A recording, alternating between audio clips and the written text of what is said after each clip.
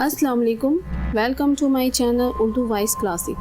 Urdu voice classic کے تمام notification بر وقت حاصل کرنے کے لیے میرے چینل اردو وائس کلاسک کو سبسکرائب کر کے بیل نوٹیفیکیشن کو آن کر دیں۔ اس طرح سے میری آنے والی تمام نیو ویڈیوز آپ تک سب سے پہلے پہنچیں گی۔ آج میں آپ کو جو کہانی سنانے جا رہی ہوں وہ بہت ہی زبردست ہے اور بہت ہی سسپینس سے بھری ہوئی۔ تو آئے شروع کرتے ہیں۔ نومبر 1929 کی یخ اور خنک رات کو ادھیڑ عمر کا ایک جرمن ڈسل ڈورف کے ایک خوف باغ میں بڑی متانت اور دھیمی چال کے ساتھ چلتا جا رہا تھا۔ وہ کبھی کبھی چلتے چلتے ایک آدھ لمحے کے لیے اندھیرے میں ڈوبے ہوئے باغ کے ویران گوشوں پر نظر ڈالتا اور آگے بڑھ جاتا۔ وہ نرم آنکھوں اور دبلے پتلے جسم والا آدمی تھا۔ اس نے اپنے دبلے پتلے جسم کو اوور کوٹ میں چھپا رکھا تھا۔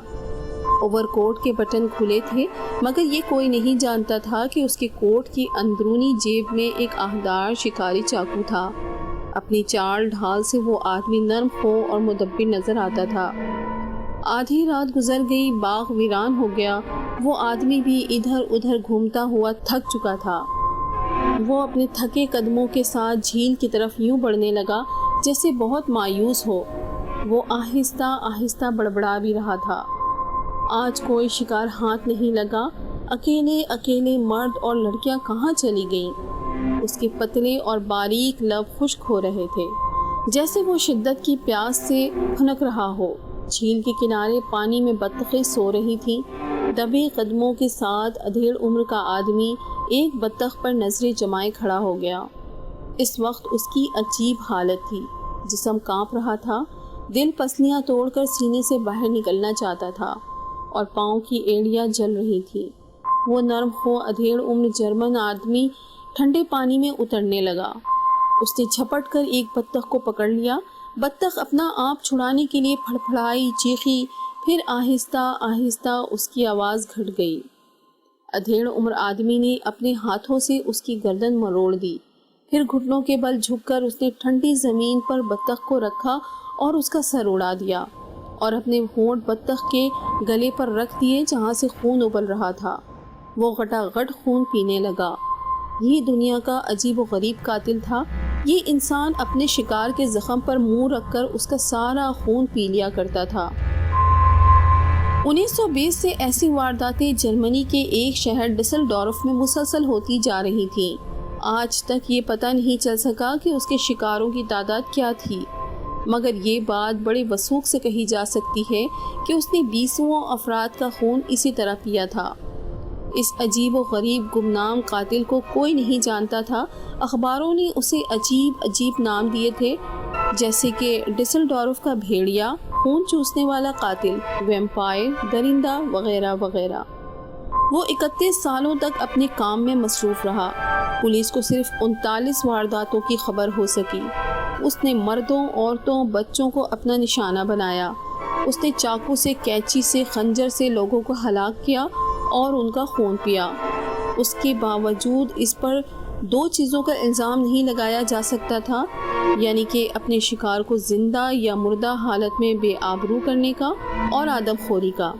وہ انسانوں کو صرف اسی لیے قتل کرتا تھا کہ ان کے خون سے اپنی پیاس بجھا سکے۔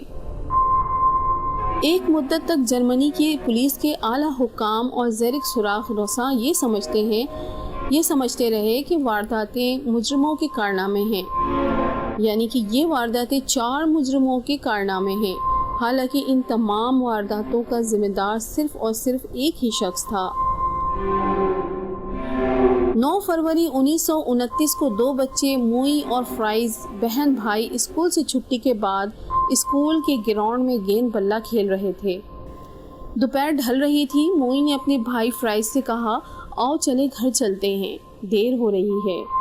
عین اسی وقت ایک شریف صورت نرم ادھیڑ عمر کا آدمی، یعنی کہ مدبر آدمی، کھیل کے میدان میں جنگلے کے قریب آ کر کھڑا ہو گیا اور دلچسپی کے ساتھ بہن بھائی کی تکرار کو سننے لگا۔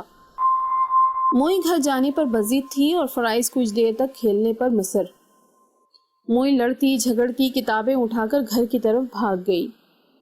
فرائز اکیلا کھیلتا رہا۔ ادھیڑ عمر جرمن وہیں کھڑا رہا اور کبھی کبھی فرائز کے کھیل کی تعریف کر دیتا۔ شام کے سائے گہرے ہوتے جا رہے تھے۔ جب نرم خو ادھیڑ عمر کے آدمی نے آگے بڑھ کر فرائز کو تھپکی دیتے ہوئے ایک ٹافی تھما دی۔ فرائز نے شکریہ ادا کیا اور ادھیڑ عمر کے آدمی نے کہا، تم اچھا کھیلتے ہو، یعنی بہت اچھا کھیلتے ہو، کبھی میں بھی تم جیسا تھا، اور تمہیں قریب سے مٹھائی لے دیں۔ فرائز خوشی خوشی اس کے ساتھ چل پڑا۔ اجنبی نے ننھے فرائز کا ہاتھ اپنے ہاتھ میں لے رکھا تھا۔ وہ دونوں ایک تاریک گلی کی طرف بڑھ رہے تھے۔ ایک ویران اور سنسان گھر کے سامنے جا کے ادھیڑ عمر آدمی نے اپنے کوٹ کی جیب میں ہاتھ ڈالا۔ شکاری چاقو تاریکی میں چمک رہا تھا۔ چند لمحوں کے بعد فرائز کے گلے پر ہونٹ رکھے وہ اس کا خون پی رہا تھا۔ فرائز کے قتل کے 10 دن کے بعد ایک اور واقعہ رونما ہوا۔ 45 سالہ شیز رات کے وقت گیراج کو بند کر کے اپنے گھر کی طرف روانہ ہوا۔ آج اس نے کچھ زیادہ ہی پی لی تھی، اس لیے اس کے قدم ڈول رہے تھے۔ ابھی وہ چند قدم ہی آگے بڑھا تھا کہ کسی نے آگے بڑھ کر بڑے ہی مہذبانہ لہجے میں کہا، جناب، میں آپ کو آپ کے گھر تک پہنچا آؤں۔ شیز نے نشے سے دھندلائی ہوئی آنکھوں سے اپنے سامنے کی جانب دیکھا اور کوئی جواب دیے بغیر آگے بڑھ گیا۔ چند قدم آگے جا کر وہ لڑکھڑایا اور گلی میں گر پڑا۔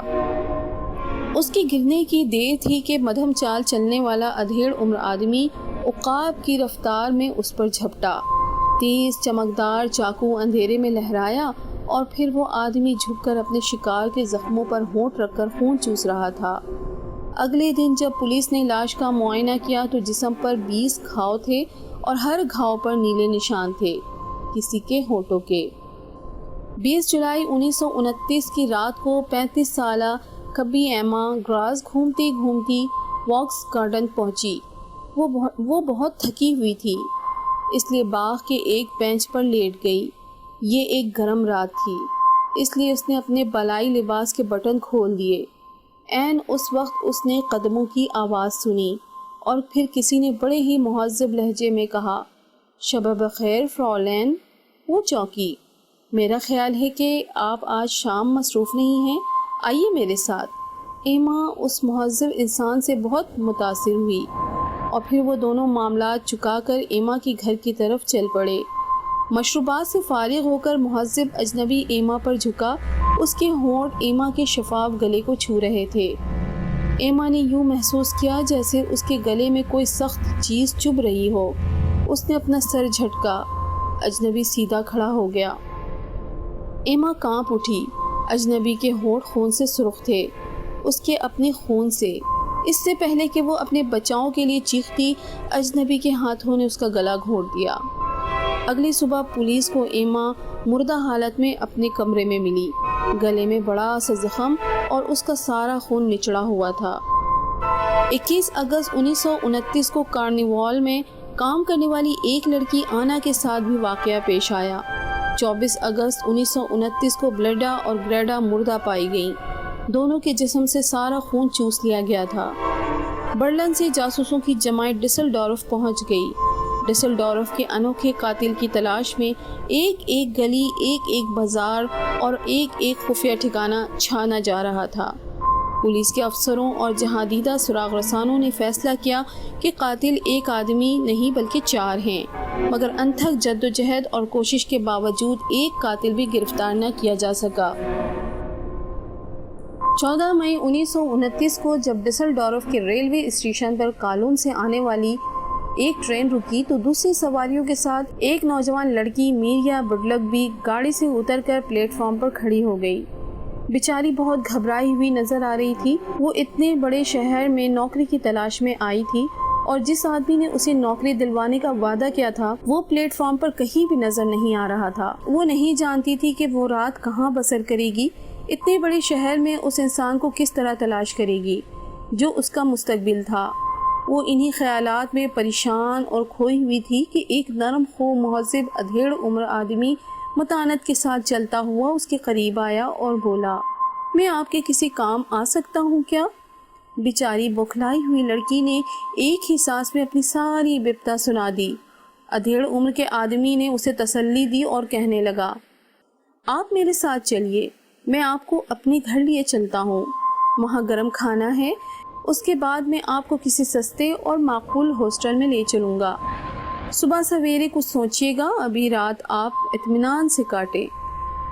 لڑکی نے ادھیڑ عمر آدمی کا شکریہ ادا کیا اور اس کے ساتھ چل پڑی۔ مرد اسے اپنے ساتھ لے گیا جہاں اس نے اسے گرم دودھ کے ساتھ ڈبل روٹی کھلائی اور پھر بولا، چلو تمہیں کسی ہاسٹل میں چھوڑاؤں۔ اجنبی اسی کسی ہاسٹل میں لے جانے کی بجائے ریفنبرگ کے جنگل میں لے آیا اور لڑکی کو اپنے بازو میں جکڑ کر اس کی گردن میں دانت پیوست کر دیے۔ نوجوان صحت مند لڑکی نے اس کی باہوں کا شکنجہ توڑ دیا اور اندھا دھند بھاگتی ہوئی اس کے جنگل سے دور چلی گئی۔ جب یہ لڑکی ڈسلڈورف میں کام تلاش کرنے میں کامیاب ہو گئی اور اس نے اپنی رہائش کا بھی معقول انتظام کر لیا تو اس نے اپنی ایک سہیلی کو ایک خط میں یہ سارا واقعہ بھیجا۔ جرم بہرحال افشاں ہو کر رہتا ہے اور یہاں بھی ایک عجیب انداز سے جرم افشاں ہو چکا تھا۔ غلطی سے میریا نے اپنی سہیلی کے نام کے ہجے صحیح نہ لکھے اور خط اس سہیلی کی بجائے ایک دوسری عورت کو ڈاک میں تقسیم کر دیا گیا۔ یہ ایک سمجھدار عورت تھی جو ڈسلڈورف کے بھیڑیے کے خوفناک کارناموں کو پڑھ سن چکی تھی، اس لیے اس نے یہ خط پولیس کے حوالے کر دیا۔ 24 گھنٹوں کے بعد پولیس میریا کے دروازے کو کھٹکھٹا رہی تھی۔ اس نے بڑے اعتماد سے پولیس کو بتایا کہ وہ انہیں اس آدمی کے گھر لے کر جا سکتی ہے جو اسے جنگل میں لے کر گیا تھا۔ سفید کپڑوں میں ملبوس پولیس کے کارندے میریا کے ساتھ روانہ ہو گئے۔ میریا انہیں ٹھیک منزل پر لے گئی۔ پولیس نے مکان کی مالکن سے کرایہ دار کے بارے میں پوچھا۔ اس نے کہا یہاں پیٹر کرٹن رہتا ہے اپنی بیوی کے ساتھ، بڑا شریف آدمی ہے۔ چند لمحوں کے بعد ایک آدمی سیڑھیاں اترتا ہوا بازار میں آیا۔ میریا نے اشارے سے پولیس کو بتایا کہ یہ وہی آدمی ہے۔ چند گھنٹوں کے بعد پولیس کے مسلح سپاہی پیٹر کرٹن کو نرغے میں لے چکے تھے۔ اس نے اپنی مشہور و معروف متانت اور تحمل مزاجی سے کہا، ٹھیک ہے آپ لوگ مجھ سے خوفزدہ ہونے کی ضرورت نہیں ہے، ٹھیک ہے آپ لوگوں کو مجھ سے خوفزدہ ہونے کی ضرورت نہیں ہے۔ پولیس کی حراست میں کرٹن نے اپنی تمام جرائم کا بڑی فراخ دلی سے اعتراف کیا۔ اس نے بتایا کہ نوجوانی کے عالم میں اس کے تعلقات ایک ادھیڑ عمر کی عورت کے ساتھ تھے۔ وہ عورت اذیت پسند تھی، وہ خود بھی اس کی اس عادت کا شکار ہو گیا اور ایک واردات کے بعد دوسری واردات کرنے پر مجبور تھا۔ اپنی تمام جرائم کی جملہ تفصیلات یاد تھیں۔ طبی معائنے سے ثابت ہوا کہ وہ مخبوط الحواس آدمی ہیں۔ مزے کی بات یہ ہے کہ اس انوکھے اور خون پینے والے قاتل نے اپنی بیوی پر کوئی بھی ظلم نہیں کیا تھا اور اس کی بیوی اس کے تمام وحشیانہ جرائم سے قطعی لا علم تھی۔ 2 جولائی 1931 کو اسے پھانسی دے دی گئی۔